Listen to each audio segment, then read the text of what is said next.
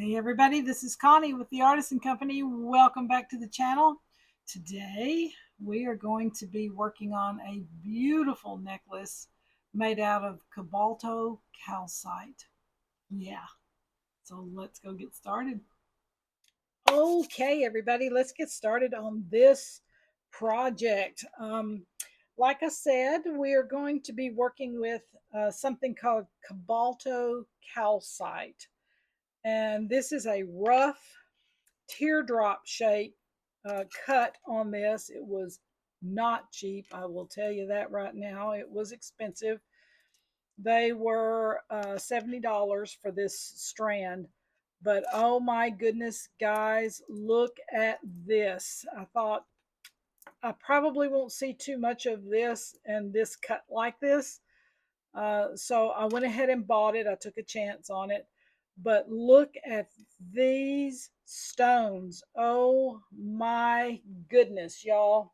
Uh, look at the back. Look at the detail on the back. And then you have the little druzy looking crystally things here on the front. Oh my. The camera's probably not picking it up like I'm seeing it, but it's stunning. I got this from Teja or Tejas Beads, is where I got this. I'm not sure if they have any more left or not, but you can go look. It was low when I bought this. And you can see it's graduated in size. Look at all these little things. So what I'm going to do today is I'm just going to use the larger stones like these. I'm going to use these, and I'm going to take the smaller stones and do a different necklace with those because I have customers who like dainty and I have customers who like chunky. So I'm getting the biggest bang for my buck out of this right here by dividing them out. So what I'm going to mix it with today is some canine crystal, and this is sometimes they call it Chinese crystal, but it's canine crystal. It is what they make chandeliers out of, and so it's very sturdy. It's not as expensive as Swarovski or even some of the Czechoslovakian crystal. I got this strand at a bead show for $8. Um, but yeah, and it has to do with the lead base in it, in the as opposed to other crystals. But this is kind of what they make chandeliers out of. So what I decided to do is bring out this gray, smoky gray color in here with this crystal. So that's where we're going with this. Obviously, you'll need a clasp and some things like that. I am using a 6mm and a 4mm silver bead cap. And we'll get into that in a minute when we get started. So let's rock and roll. Okay, so, and I forgot, I'm using a medium AccuFlex beading wire, 49 strand. I'm going to make this roughly an 18-inch, roughly in there. So that's what I'm using. What I'm doing first is I'm going to take these strands apart, and they are knotted in between, which is fantastic because it keeps the stones from um, butting up against each other in shipment. But that is the reason why that we are using the bead caps, is so the stone doesn't rub against the crystal. That's our motivation for that, and that's the only motivation for it actually. Although it will give a little pretty a look to some of the other stuff around it. It will enhance some things, and that's good too. All right, so I'm going to continue on here, and I'm going to take all this apart, and I'm going to sort out the beads as always, and take out the ones I'm not going to use, and sort out the sizes, etc., etc. And yeah, so I'm going to continue on this. I'll be right back. Okay, so I've got all of my stones separated here, and I've got the bigger ones for this necklace pulled out, and the smaller necklace I've got over here, all the little tiny stones over here for this one. So what I'm looking at now is I'm looking at each stone, and I noticed like this one especially. I worked on this one, but like it has looks like it has dust or something kind of chalky in there like that. And this is a pretty hard stone. So what I'm going to do is I'm going to take a little bit of water and a really soft bristle brush, and I'm going to work on these just a little bit to see if I can bring a little bit of the shine out. All right, let me move this down so you can see what I'm doing. I've got this right here just so I don't dampen up my workspace too much. So I'm rubbing it there, and I just got a little soft bristle brush because I want to make sure the majority of the shine comes out on this. Wow, look at that thing. That changed. Look at that. You dry it here, and it'll go back to its similar color once it completely dries. But wow, what a difference. So I'm going to do all of them. Just a little touch of water there. It doesn't take much.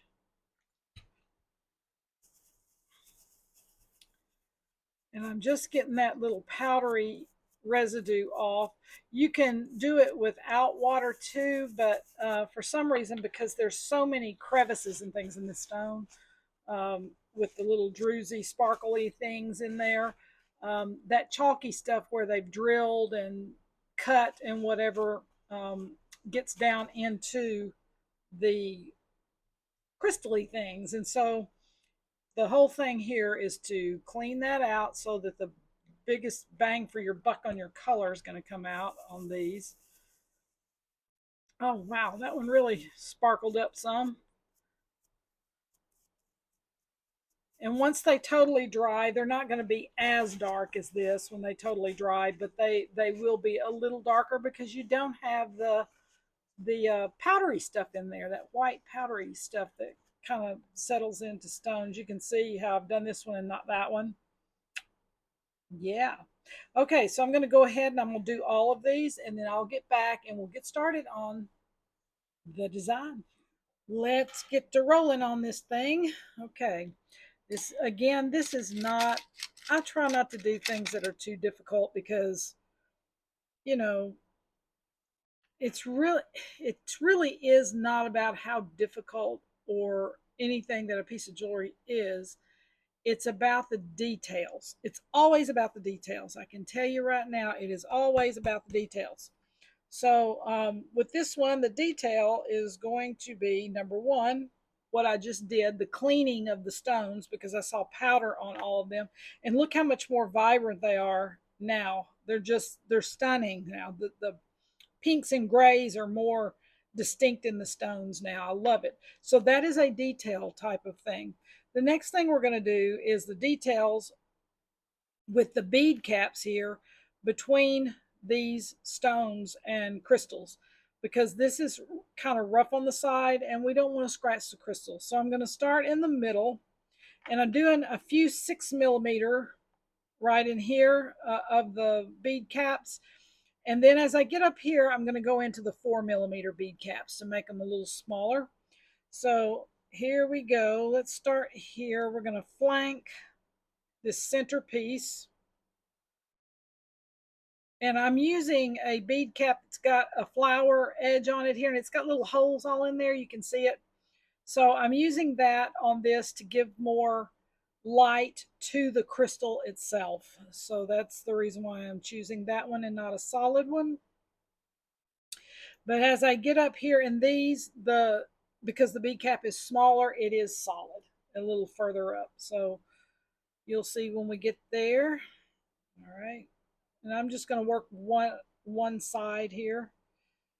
Okay, so we've got the caps on here on the top. Then we're going to cap this piece of crystal too. So I'm going to put that here.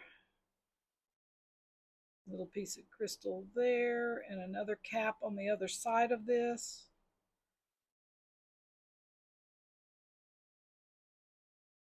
Okay, so what you're doing here is you can see how the two bead caps butt up against each other. So you don't have a bead in between the bead caps. They're just going to literally butt up against each other all the way around the necklace. Okay. All right, so we're getting the next one. Add the piece of Cobalto Calcite. Y'all, this stone, I'm just telling you, I love this stone. When I bought it, when I saw it, I just fell in love with it. I love these soft pinks and the subtle grays that are in it. I love the cut because it's kind of a raw cut, and they're not all uniform. They're all different kind of little organic shapes and thicknesses. So they're all different. All right, and then we're going to flank this. So you're basically using the bead caps to flank the stone itself and to flank the piece of crystal itself. So you're doing a both and here on it. All right, and we'll do one or two more here because I think you got the idea. Oops, see, I'm talking. Okay, I'm talking here, but even this would be beautiful if if you don't want a single crystal between here or a single glass bead, whatever you're using, you can double it, and that is actually stunning too. It's going to leave a bigger gap between your stones, but it depends on your design and where you're going to go with it. For me, though, I'm not going to do that. I'm going to do this. I want it to be have a little bit more closeness to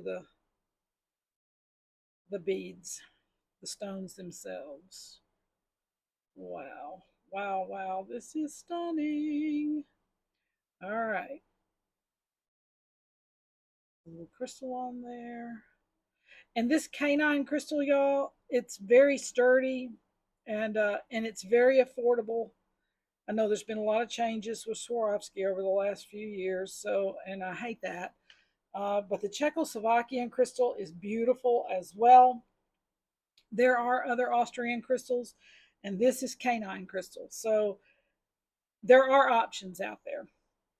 Okay, so here's where we're going. Let me turn it around, and you can see how. Is that not stunning? Look at that. And that kind of grayish green crystal in there pulls out the grays around the stone. Oh my, I am so excited about this. Okay, I'm going to go ahead and finish the larger bead caps on here, and then we'll move into the smaller ones. Okay, we're starting the next section here where we're going to change from the 6mm bead caps down to the 4mm ones. And I went ahead and did this other side just so you could see. And let me lay this right here. Okay. Oh my goodness, y'all. Look how beautiful this is. Oh my. Look at these stones. Oh, I am loving this. So excited about it. Oh my. This stone is beautiful. If I ever find it again, I will buy it. Okay, so now we're going to switch gears to the 4mm. And we've already got this little piece of crystal right here flanked on both sides. So we're going to start with the 4mm, flanking the next piece of Cobalto Calcite. There we go. And then, whoops, I picked up two. Flank that, so that piece is flanked. Now we're getting ready to add one of these, and we're going to flank that puppy too. So it's basically two bead caps next to each other, a piece of stone, two bead caps next to each other. These little 4mm guys, golly, they're tiny. Ah, I'm going to get new glasses, you guys, so hopefully I'll see a little better here. We'll see. Oh my gosh. It may work, it may not. But anyway, we'll see. Okay. Oh my. This is stunning. Man, I love this canine crystal, guys. I love it. Oh, I feel like I'm moving in slow motion today. I don't know why, but I just feel like I'm moving in slow motion. Uh, I did have my coffee, yeah. Probably need more water so my brain will function a little better. Man, y'all please do make sure to drink your water, guys, because when it gets up in the 90s like this, you're dehydrated and you don't even know it. Man, I remember when we traveled to the Middle East. Uh, One time, my husband had a video shoot, and we were over there in the middle of the desert at a festival. Whole nother story. And it was so hot out there, y'all. You could drink liters, I mean liters of water, and never even know you had it. You never went to tinkle or anything. That's how quickly you got dehydrated but didn't know it.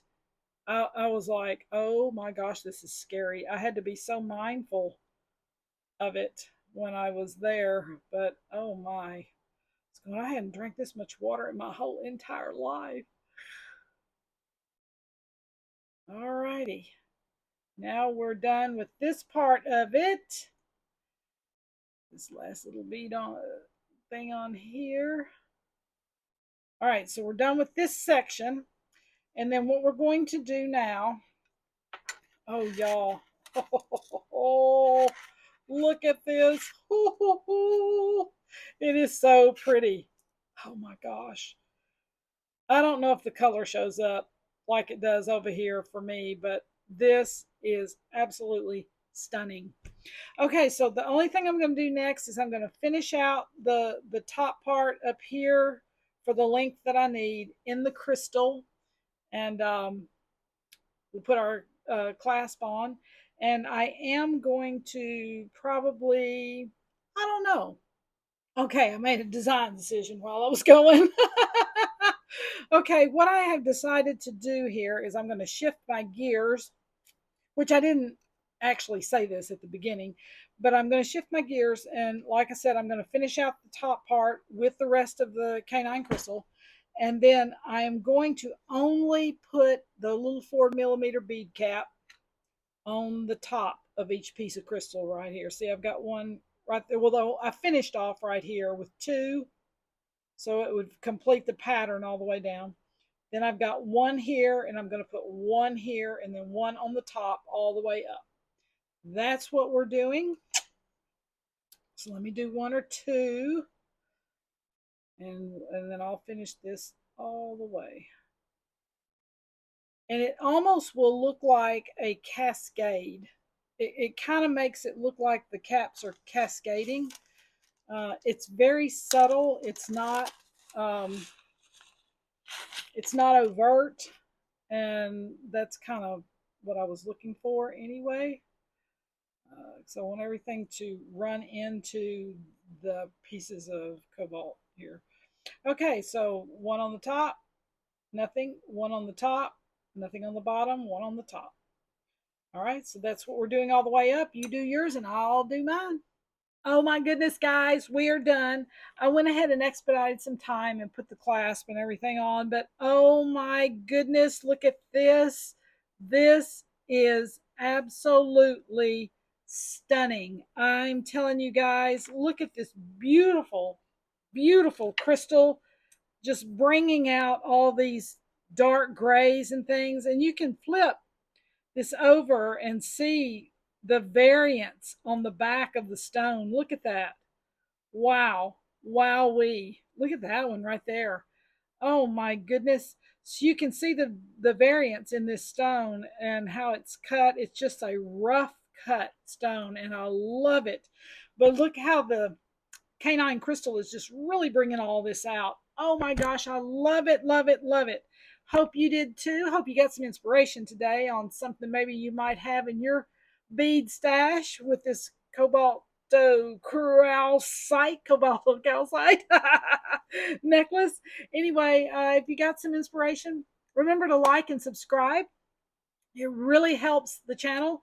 It's free, so you just never know what's going to be coming up. More things to come. I will see you guys on the next one. Bye.